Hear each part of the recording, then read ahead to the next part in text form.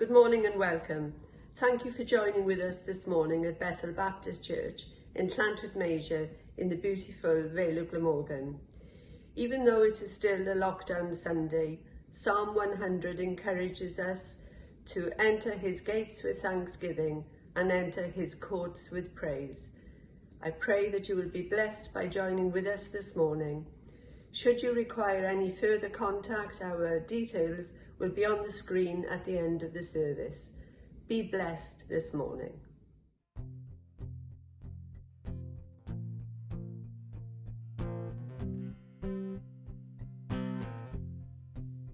Oh Lord, you're my shepherd, you made me lie in fields of green.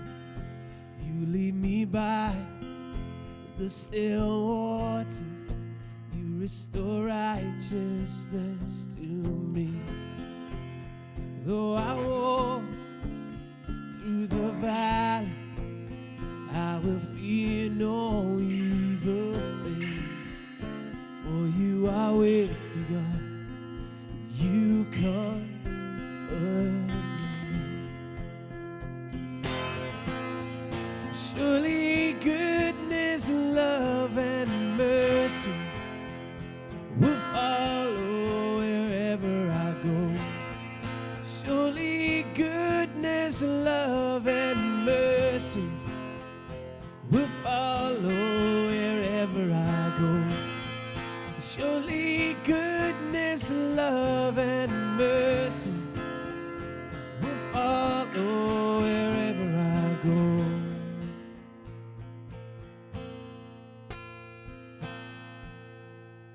Oh Lord, you're my shepherd, you make me lie in fields of green.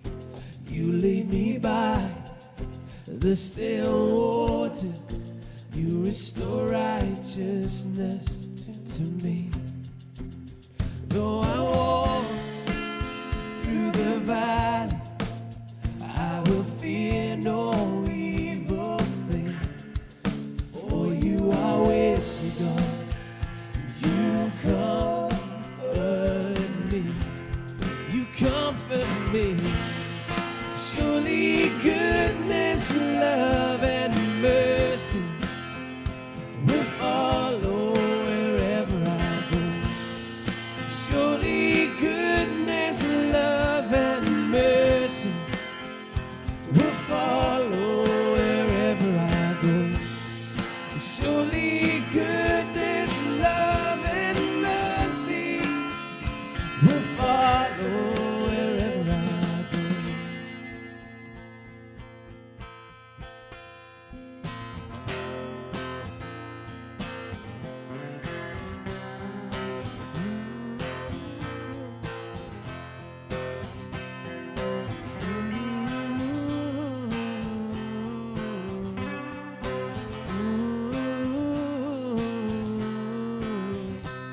So I'm gonna dwell in the house of the Lord forever.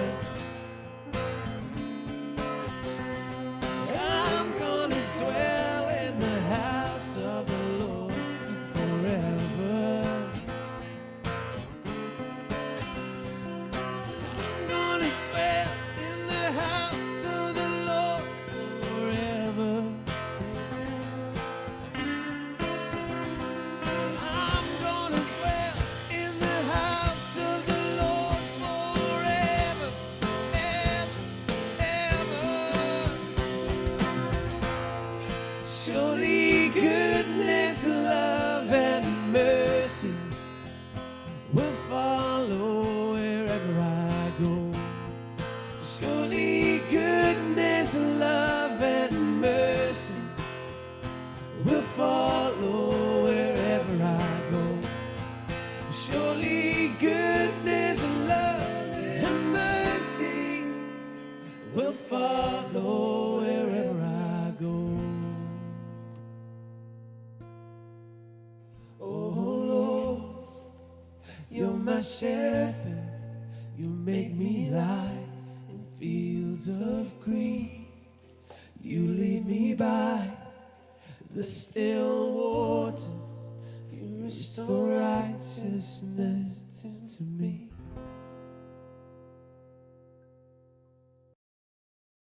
Good morning. Today in the UK it's Mothering Sunday, and so we want to take a moment just to acknowledge and thank the mums and the women in our lives who have made such an impact on us and the world around us. So thank you. We're also in Lent. We're also leading up to Easter, and we started a series last week called Encounters, and specifically looking at people who had encounters with Jesus throughout his ministry and what that did for them and how that changed them and how that applies to us today. And so today we're looking at a mum who had an encounter with Jesus. And what I would say right from the beginning, because we won't specifically address Mother's Day through the message today, but right from the beginning, I want you to understand the high regard that Jesus held mums and women. Jesus' first miracle, his mother makes him do it, even though he doesn't want to. There's a whole story in that one day I'd love to know. And right through the Gospels, it's clear with a high regard that God holds women. So thank you, mums. Thank you, ladies. Thank you for all that you do to make our world a better place.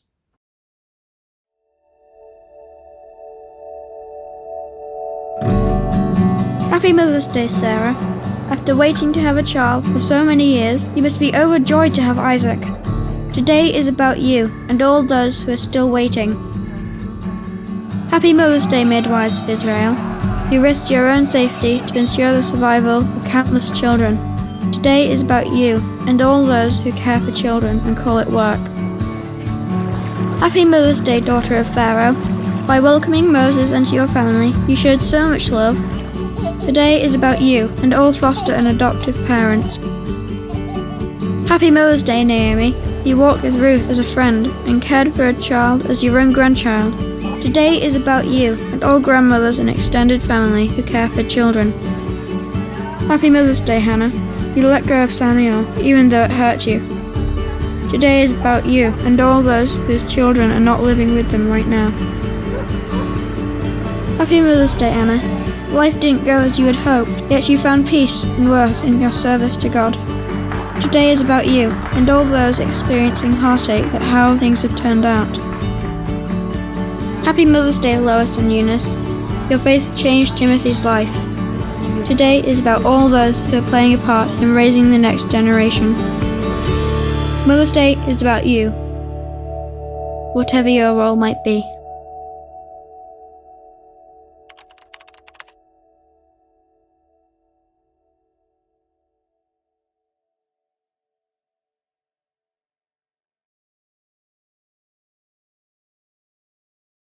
Augie! Augie! Augie. Yeah, Billy! Hiya, Augie. Hey, Billy. How you doing? I'm good, thanks. How are you? I'm alright, thank you. What do you bring today? Is that what you're interested in? What snacks I brought? Yeah. Well, I brought chocolate. Yeah, you might have to ask the assistant to help though. Oh, ask, not whistle. Assistant. Ooh, look at that. Mwah. Billy! The service these days. You dropped yours. Hey, Billy? Yeah? Are you ready for the movie? Yeah. Oh, thanks, assistant. Are you ready for the movie? Yes, I am. Okay, let's get comfy. Assistant, please give me that chocolate.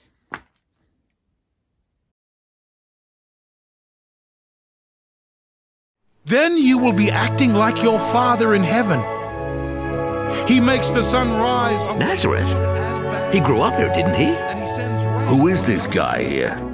And he sends rain He's on Jesus. the ones who do Prophet? right, and for Miracle those worker? who do right, He's a he carpenter. sends love. Don't his sisters still live here? Where did he get such wisdom? But Blech.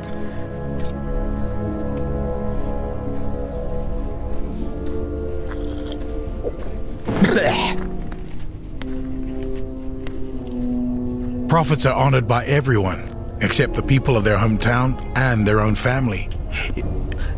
What is it? It's John. He's dead. I need to be alone.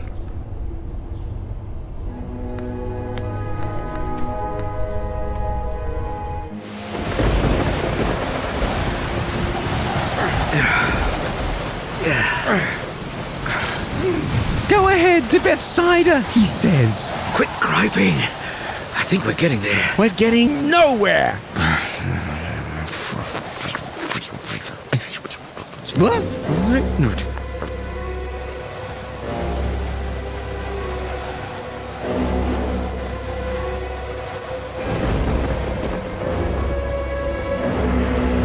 What? It's a ghost. Ghost? What's wrong with you all?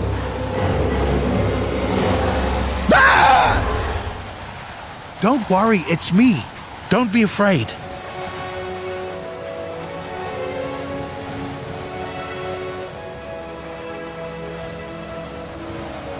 Peter?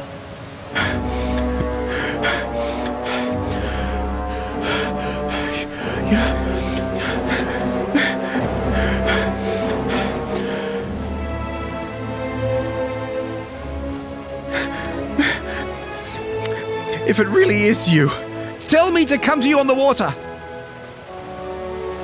Come.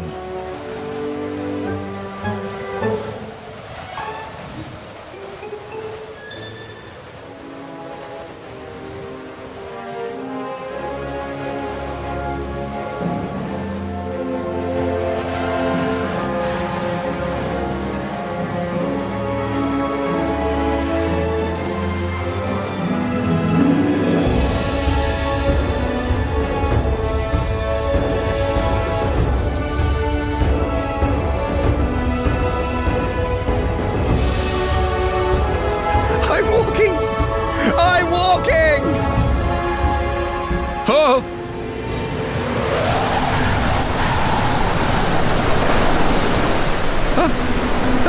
Whoa! Whoa! Whoa! Oh! Lord, save me!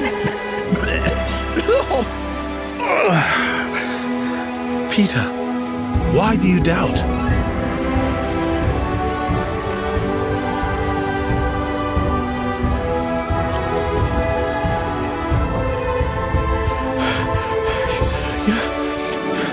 You're the Son of God.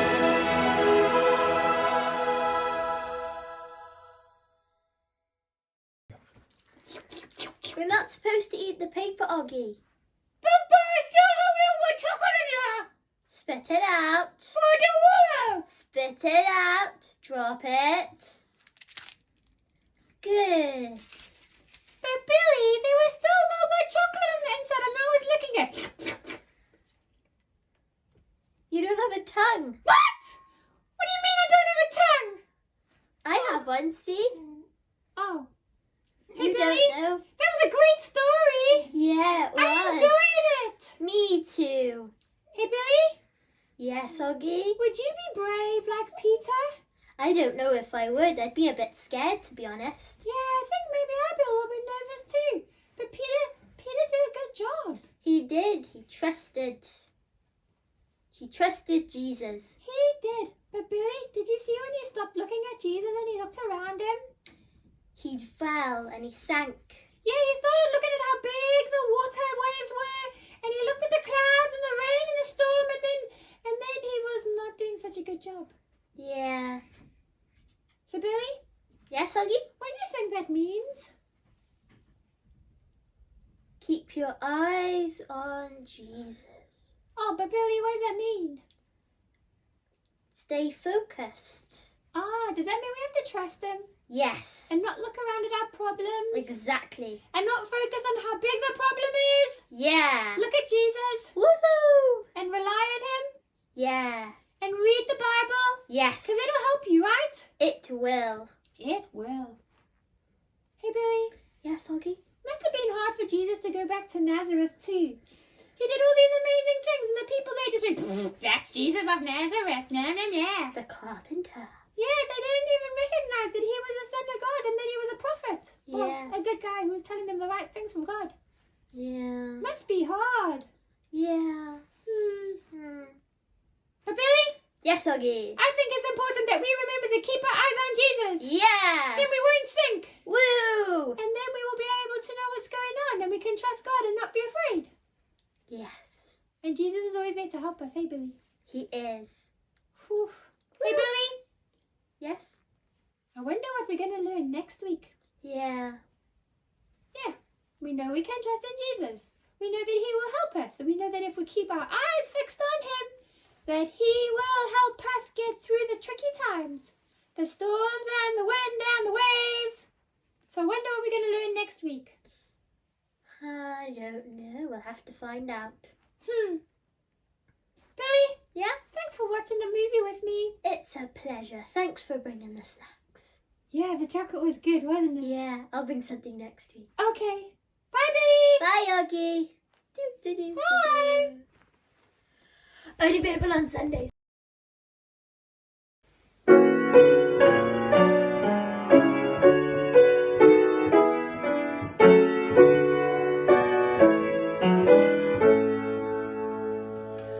Praise to the holiest in the height, and in the depth be praised. In all his works most wonderful, most sure in all his ways. O loving wisdom of our God, when all was sin and shame, a second Adam to the fight and to the rescue came. O wisest love that flesh and blood, which did in Adam fail, should strive afresh against the foe, should strive and should prevail. O generous love that he who smote in man command the foe, the double agony in man for man should undergo. And in the garden secretly, and on the cross on high, should teach his brethren and inspire to suffer and to die. Praise to the holiest in the height, and in the depth be praised. In all his works most wonderful, most sure in all his ways.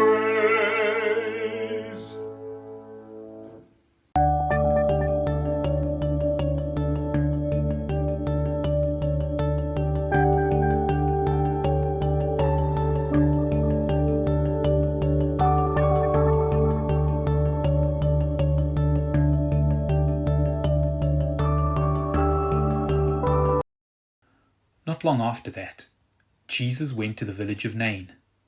His disciples were with him, along with quite a large crowd. As they approached the village gate, they met a funeral procession. A woman's only son was being carried out for burial, and the mother was a widow. When Jesus saw her, his heart broke. He said to her, "Don't cry." Then he went over and touched the coffin. The pallbearer stopped. He said, "Young man, I tell you, get up." The dead son sat up and began talking.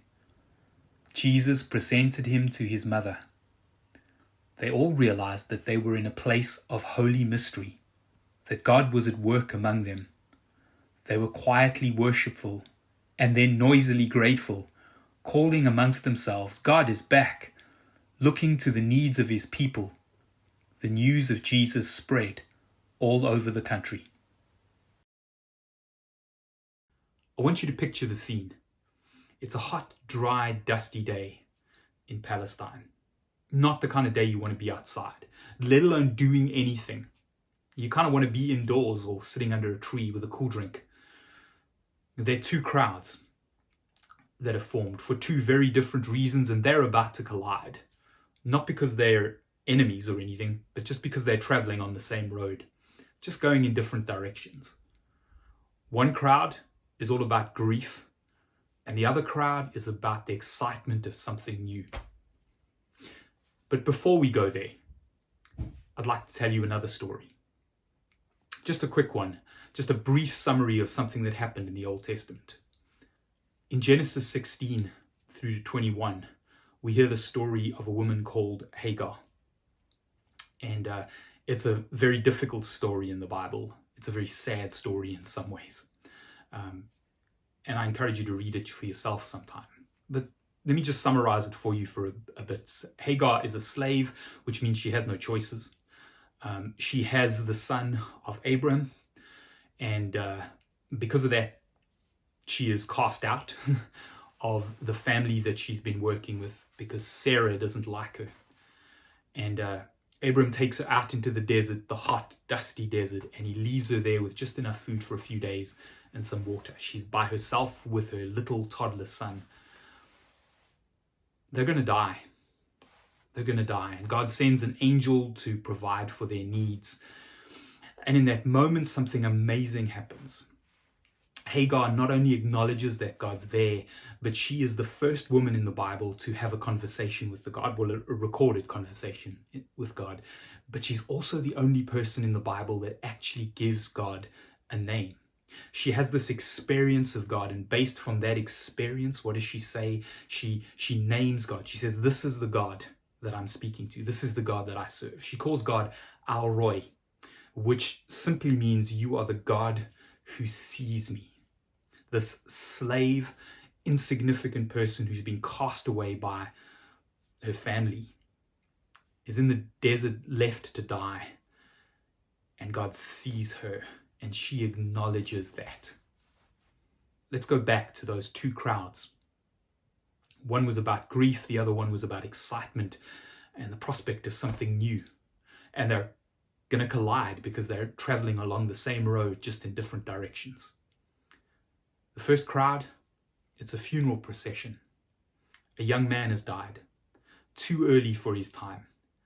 He was taken away too early. His mum, she's alone in the world now. Her husband died a few years before. She has no other children. She is a widow and she's alone. She's got to deal with grief of losing not just her son, but her husband.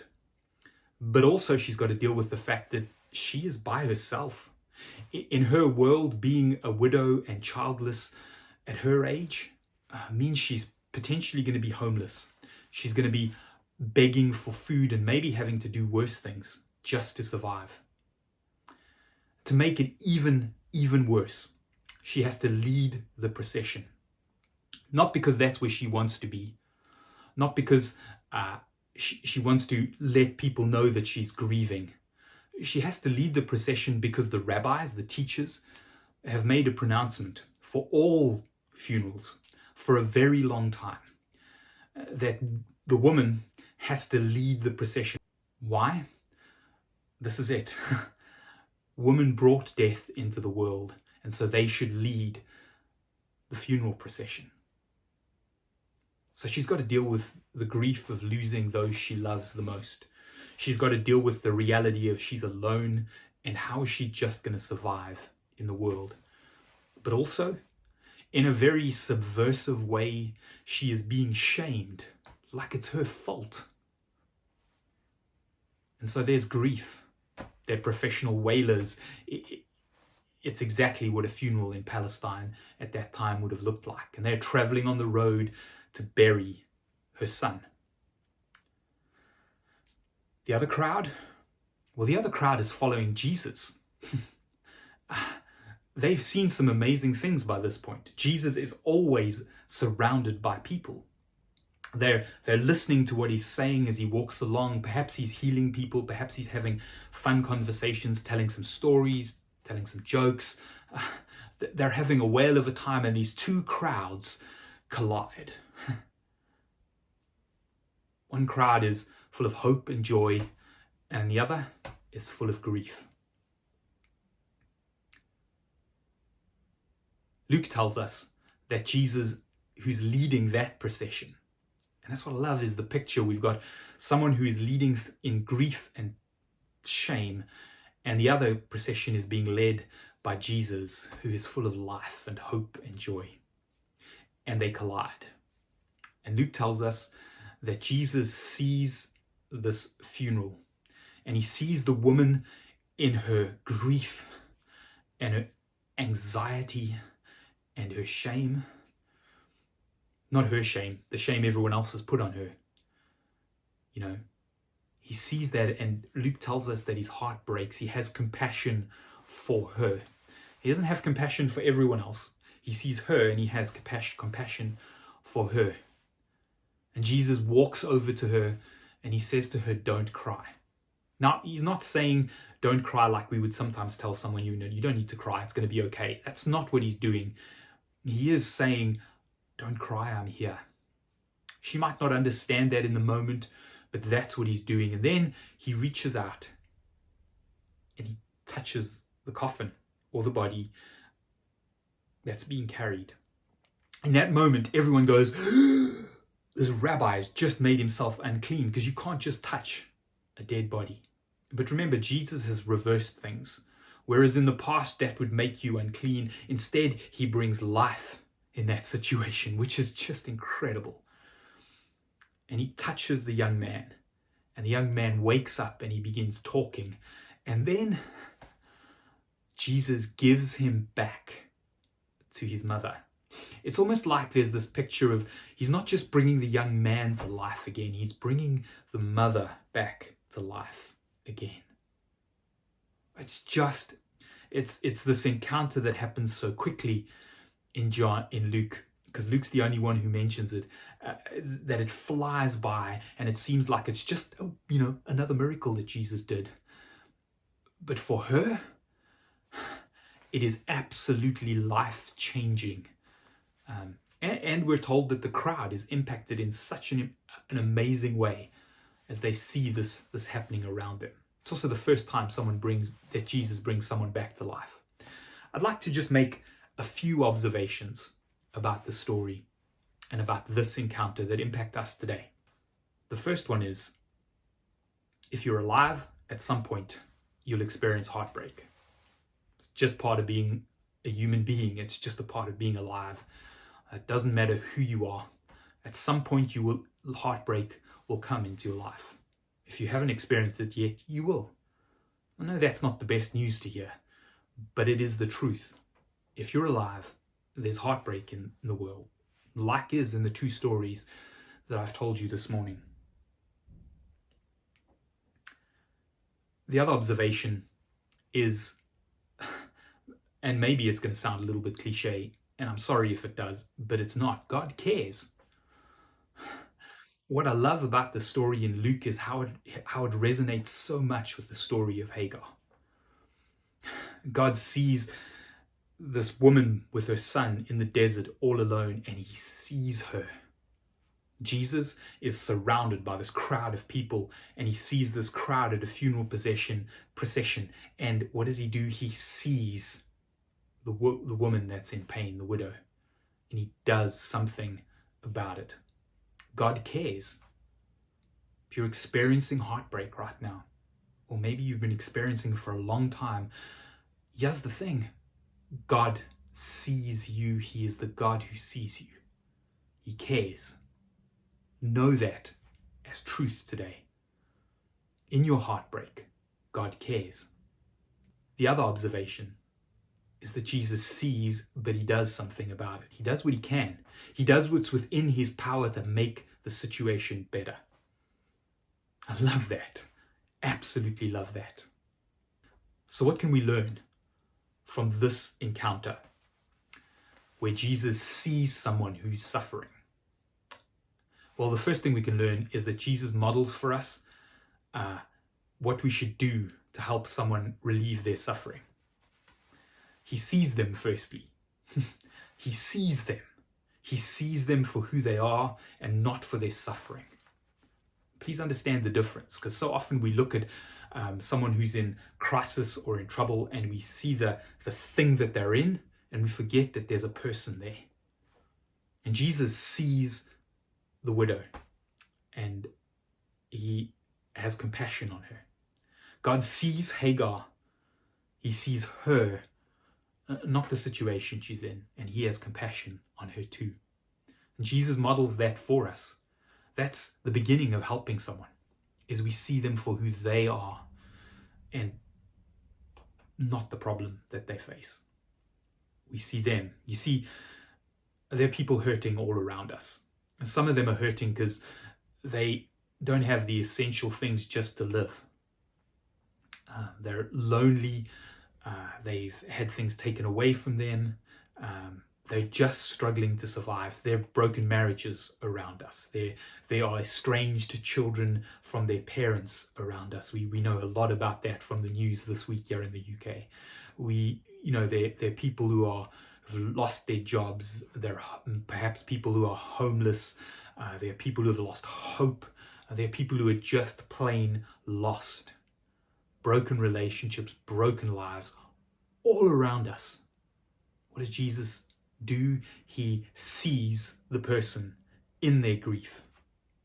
And we start by seeing the person in their grief. We actually see the issues around us. We see the people behind the issues and we say, how can I help that person? Not how can I get rid of that issue? We need to start doing what Jesus did. We need to see the person and have compassion. And if you're the person, understand that God has compassion on you today. But like Jesus, we can't just see the person and understand the problem. We need to do what we can to relieve the suffering.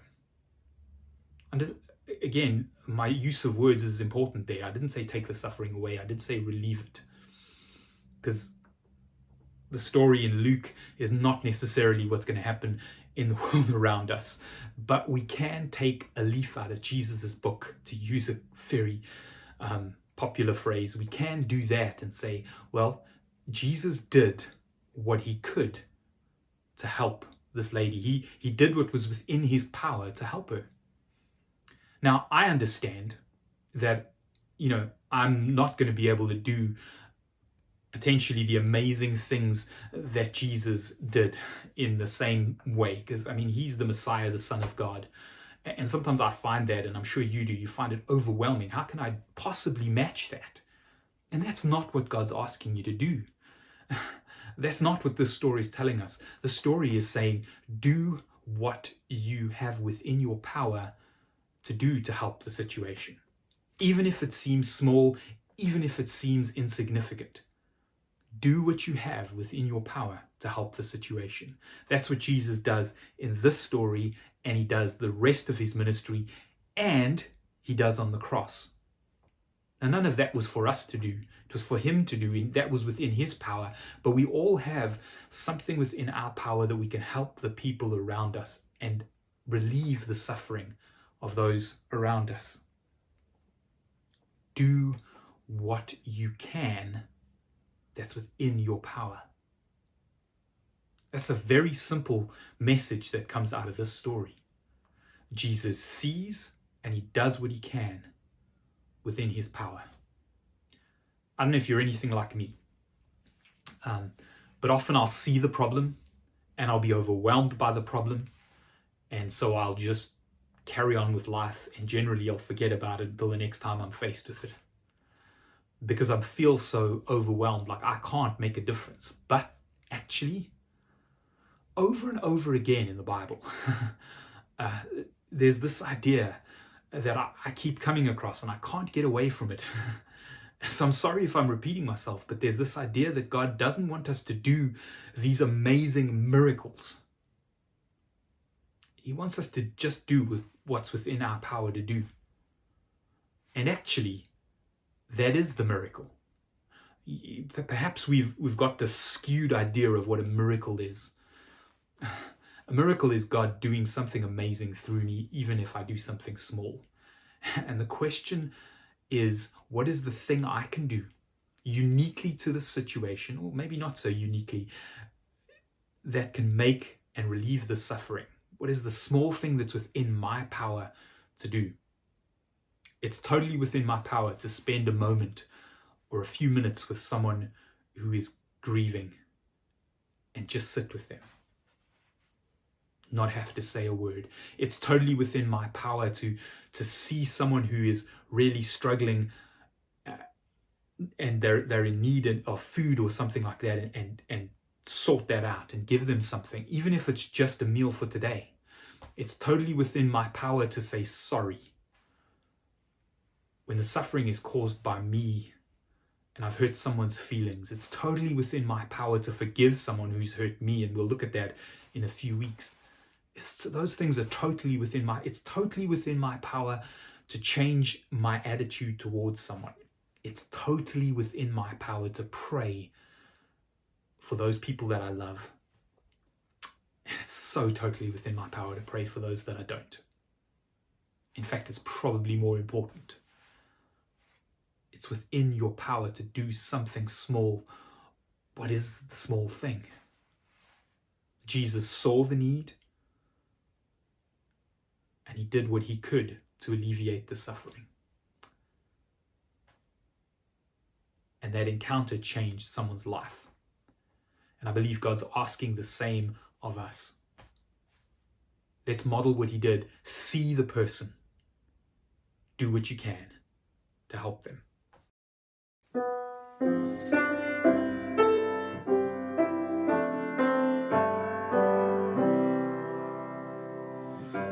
I cannot tell why him whom angels worship should set his love upon the sons of men, or why as shepherd he should seek the wanderers to bring them back, they know not how or when.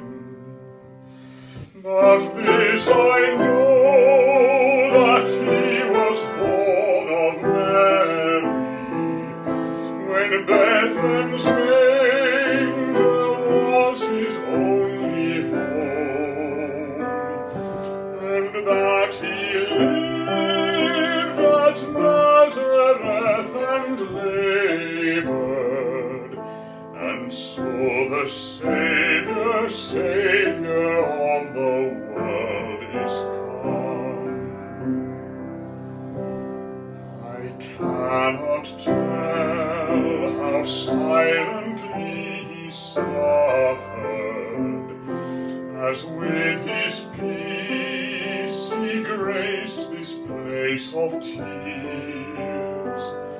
Oh, how his heart upon the cross was broken, the crown of pain to 33 years. But this I know, he heals the broken-hearted, and stays our sin, and calms our faithless fear, and lifts the burden from the heavy laden, for still the presence of the Comforter is here. I cannot tell when he will win the nations, when he will claim his heritage of earth, or satisfy the cries and crushing sorrows of east and west, of those who have new birth. But this I know, flesh shall see his glory, and he shall reap the harvest he has sown, and some glad day his light will shine in splendor, when he, the Saviour, Saviour of the world, is known. I cannot tell how all the land shall worship, when at his bidding every storm is still. Or who can say how great the jubilation, when every heart with love and joy is filled? But this I know, the skies will thrill with rapture, and myriad ransomed sons and daughters sing, and hand to earth will answer, at last the Saviour, Saviour of the world is King.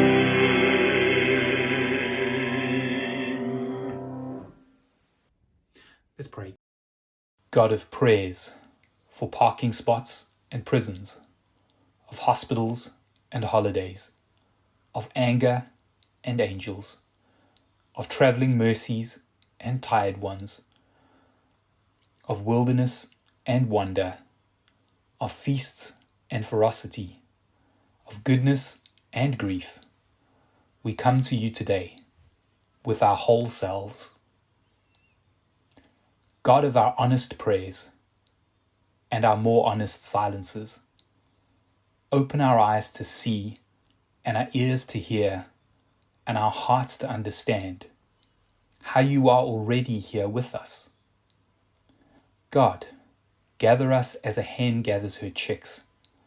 Let us catch our breath for one hot second and remember how you hold the whole world in your kind, capable, wise hands, including us.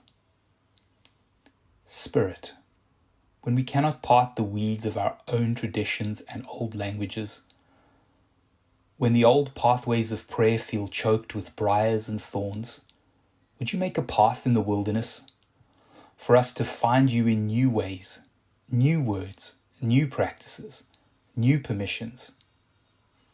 Would you meet with us in the wilderness? Set out a feast. We're hungry and thirsty. We are grateful for mostly every moment that brought us here to you. Help us to sink down into your love, to push our roots down into your marvelous love, and be planted within your power and grace as we practice loving the world as you have loved the world. May we laugh harder because we have learned to let ourselves weep with you. May we see and know and name beauty because we have learned to bring the ugliness to you. Surprise us and startle us. We're open to all the weird ways you want to speak in us and to us and through us. May we be peacemakers, joy bringers, truth tellers, status quo disruptors, wanderers, and misfits to our time because of resolute contentment, who never settle for the sit down and shut up life, but rise up in your he who the sun sets free is free indeed birthright of freedom.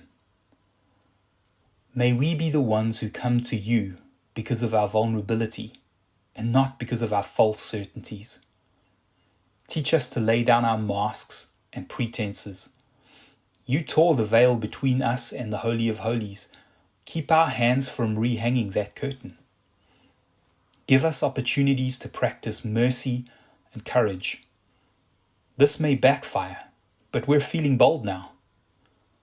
Call us to humility, confession, and repentance, even when pride feels more comfortable and superior. Teach us how to rest, how to abide. Don't let us get away with divorcing our prayers from our politics and policies and practices. May we love our neighbors. May we learn to sit with you in silence and know it is enough to know you and be known by you and know ourselves. Teach us to pray, God, as you have always welcomed us to pray, fully human, fully yours, fully held, and fully loved. And we will tell you the truth of our lives and of this world, and we will listen to the truth you speak back to us, the truth of our belovedness, of your justice, of your faithfulness, of love, and say, let it be so, let it be in me. Amen.